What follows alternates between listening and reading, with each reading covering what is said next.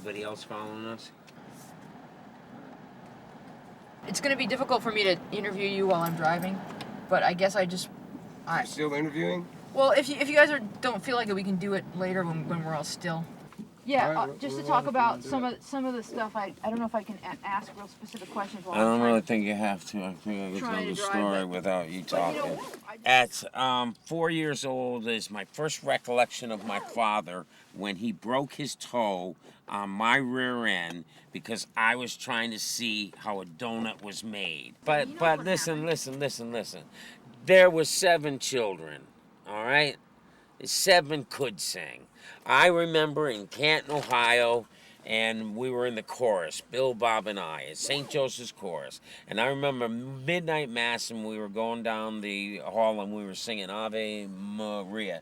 After the mass, my mother came up to me. She said, "You did so beautiful." Next thing I know, I'm being jerked in a corner by my father and told, "You can't sing. You didn't even know the words. You're not a singer." But the fact of the matter is that my father singled me out for most of the abuse and the hardest of the abuse. My father, I believe, didn't like himself, and he saw in me himself and projected such, and therefore I stood in line for most of the... See, everybody got beat, don't get me wrong, but he used belts and the costumes could cover it. He didn't have to worry about covering me. He could punch me in the face. He could put me through a wall. He could put me through a window. He could put me through a door because that was okay. And as soon as he could get rid of me, he did. He punched me, knocked me down to the floor. I got up again. He went to hit me. I grabbed his hand. I said, "No more." He said, "Well, then you're out of here." I said, "Fine." He said, "Well, you're in the service." I said, "Fine," because you didn't argue with my father. I wasn't that strong yet, because you didn't have thoughts where we came from. You had cells, psychological cells. You were in survival mode. Survival mode, and these guys stuck together because of the music. Now, I didn't have that stickability. Well, as a matter of fact, I hate even saying this, but why aren't we going left? Because they know that I need gas. Woohoo! We're off-roading, kids! It's alright, it's a rental. Alright, we are rolling. We're rolling. I think Bob put it best to me. Oh, I'm looking out the window. I think Bob put it best to me. Dickie, Yeah? this thing is still on empty. Don't worry, it'll fill up. No, it's not going anywhere. It is. It's going Did we pump I gas? put 10 in. $10? It says empty, Yeah. Still? Yeah. and it's not going up. No. I have my AARP card. I can tow you for 100 miles wherever you want to go. You swiped your card in. Yeah. But I wasn't monitoring the input of the gas. Okay. You could be right. How much is it? Hey, it's like, it moved like that. no gas went into the car. Yeah. Your credit card paid $10. I don't really know because I wasn't standing at the gas tank. Where were we? I'm so upset. Maybe we shouldn't even do No, it. this is not. Please, this is so minor. Alright, well,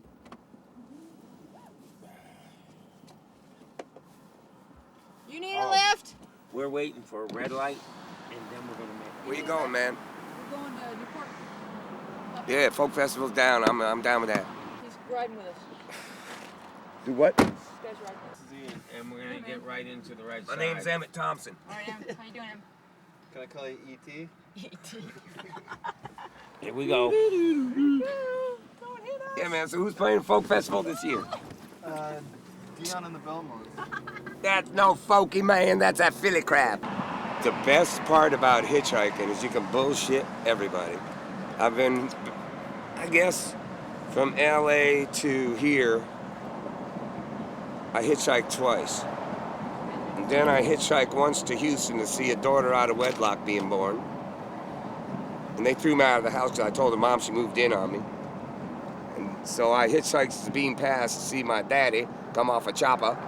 And we took, well, after he picked me up and threw me around, we took the the car to New Orleans where he was staying with his sailor buddies.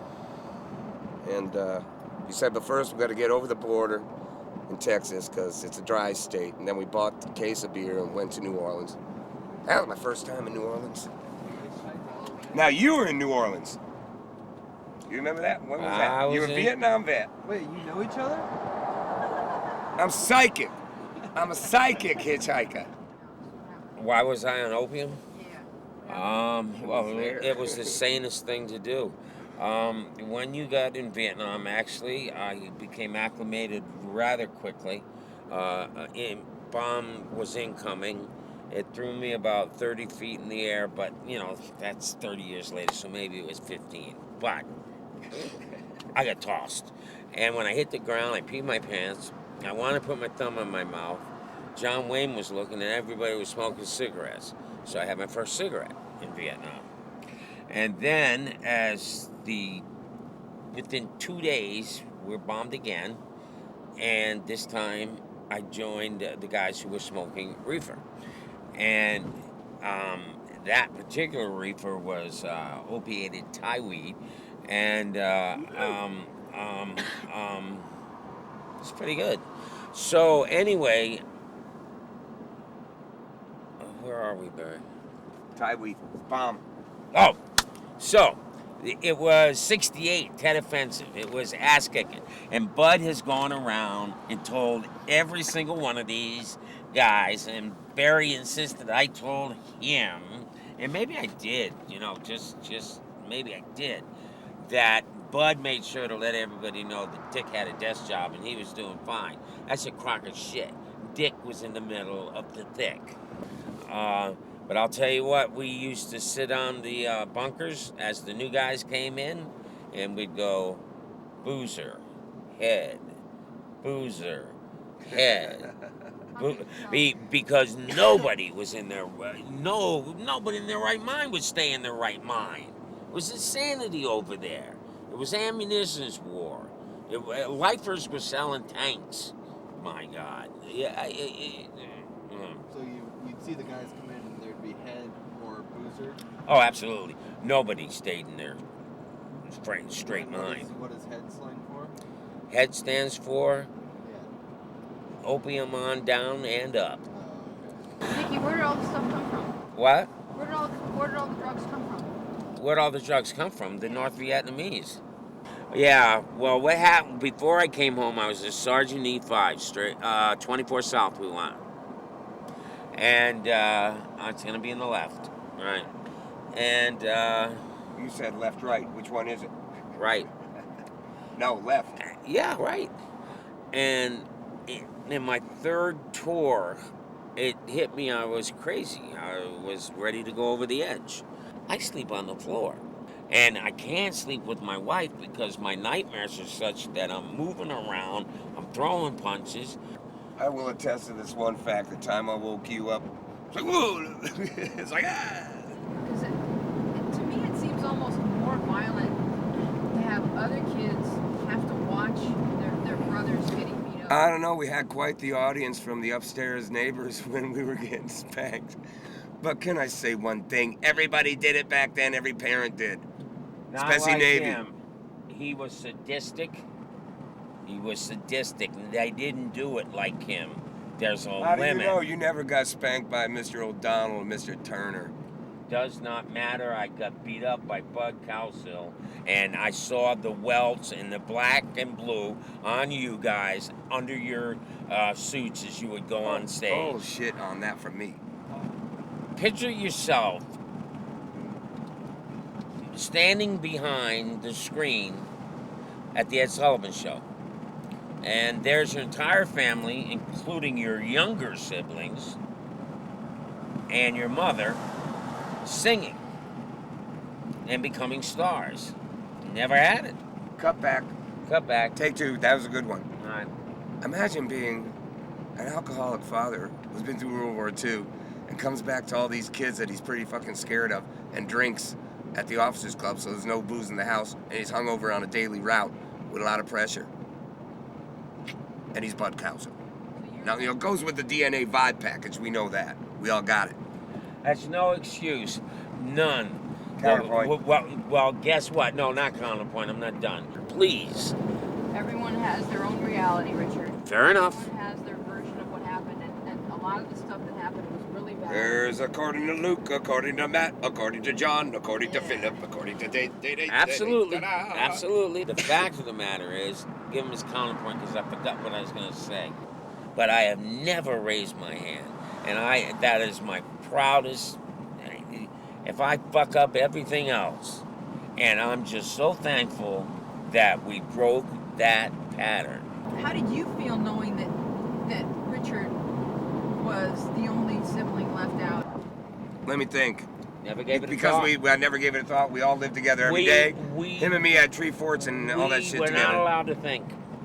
You did not question Bud. Bud could look at me and I would pee my pants. Like a puppy afraid of his master. That's fact. You know what? Did you ever have to do time for the DUIs? Yeah, at least I did 17 days at the Salinas Hilton. He didn't do his I didn't do any hard time. He's looking I at know. a year. I got DUIs 18 so months. I got DUIs so fast after that. The third DUI, I go, this time I'm not pulling over. And the cop, because I play clubs every night, these guys know they're going to get a $100 quota, and I wasn't that drunk. I was over the limit, they knew that. But I'm an alcoholic who can drive at that time. Shut up. Just shut up. Norton! Alcoholic. Go ahead. Let's hear it. Oh, listen to Mr. Chortles. Well, at least I crack you up now. Anyway, I can never crack Well, him up I on the told him private 10 time. cars. I mean, I hear you. Nah, you got the one. You got the best. But Yeah, I do have the best. anyways, this cop, 2:30, I'm a half block away from home. Cop, whoop, whoop. I turn down my rear view and turn up the radio, and I'm going down. Ha-da-da-da-da, pulls into the driveway. Ha-da-da-da, I get out of the car, I'm tackled. And I go, I'm getting so tired of you fucking blue boys. First thing out of my mouth. And he says, give me your hands. I go, you don't get my hands tonight. I go, Debbie! She comes out with a cast iron pan behind a wood slatted fence. Cop goes, can you help me? Thinking I'm some kind of weirdo running into somebody's house. She goes, don't hurt him. I go, how much do you weigh? Anyway, point being, I finally gave him my hands. It was his first week. He didn't call in cops to come in. And so here's my hands, and 3 cars pull up.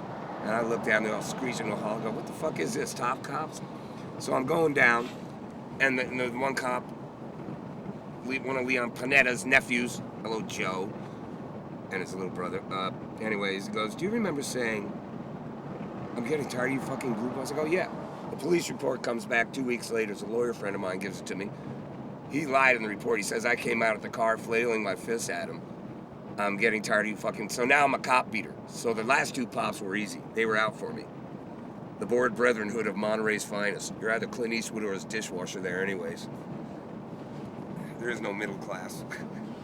I definitely, because of the ADHD and my desire for him to love me, he probably hated me because I wanted so much attention.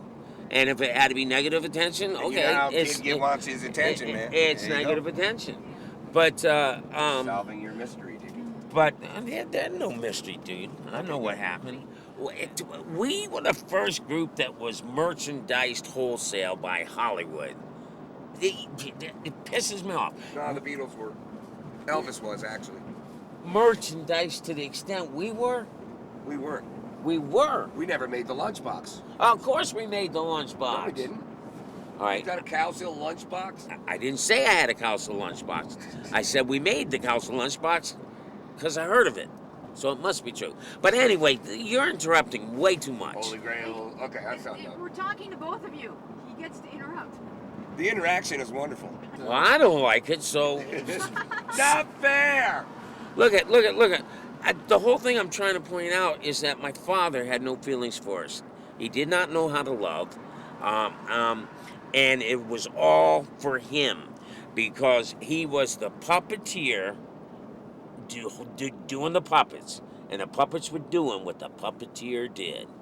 And that's every single one of my brothers and my sisters. I feel so bad for him, but that son of a bitch played us. Barry, you wanted to comment on that? The blood, the bruises. Ow, the ache from the limbs!